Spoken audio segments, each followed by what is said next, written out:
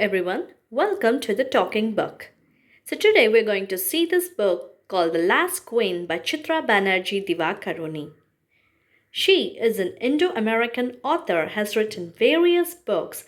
Most of her recent ones portrays women as a main powerful character and brings their voice out, sharing their side of the story, which is usually forgotten to be mentioned in the history books, which sings praises of kings but not queens.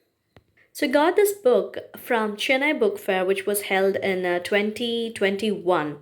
At that time, this book was a newly released one, so I could only get the hardcover copy of this book, and it didn't bother me because I was so much attracted to the color, cover, and whatever. So just take a look at this, how attractive it is, right?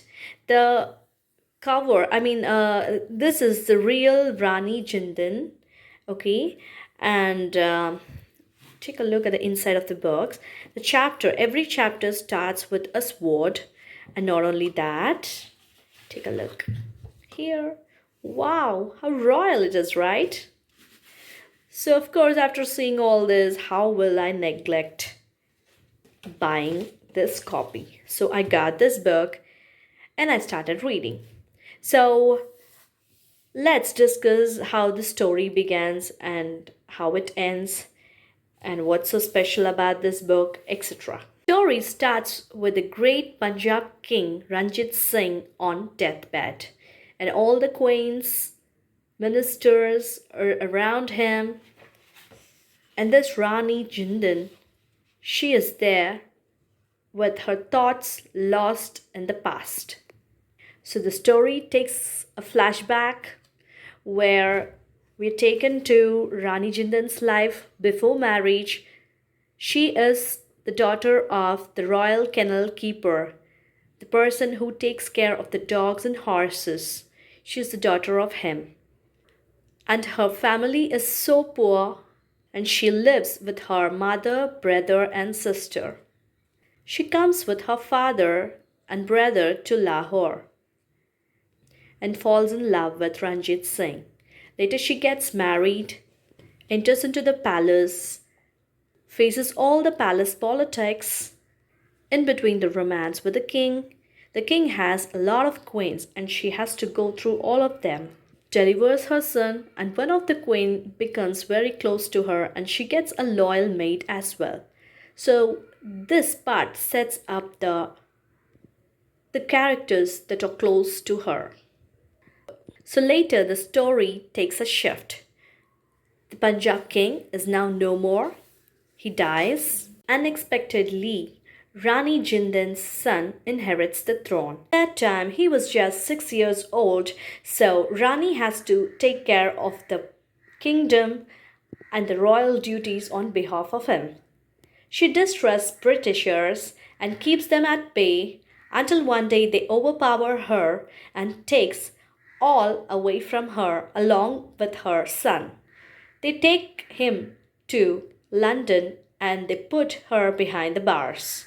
She fights and faces all the challenges and travels to meet her son. And the last chapters deals with Rani meeting her son and how disheartened she is to see her son in the foreign clothes and accent, and she tries to explain him about the Indian ways and about their kingdom, but she fails to make him understand, and when he actually does, she'll be no more. The story thus deals with the entire life of the queen from her age of girl to rebel.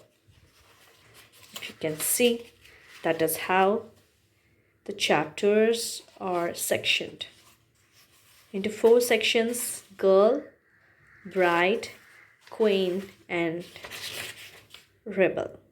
Details to Jindan's personal relationships with her brother, her husband, her son, or with her fellow queen Gooden, or to her loyal mate Mangala gives an emotional angle to the story. And the book also takes us through village, towns, cities, and even crossing the border to other nation as well. The palace descriptions are so marvelous, it actually brings a real palace into visualization while we read the book. Written in a very easy language, which makes you to read this at one go. And if you are a feminist person and even a patriotic person, or if you want to just know about the women of India, or you just like a historical fiction, then this book is for you, and I bet you'll truly love it.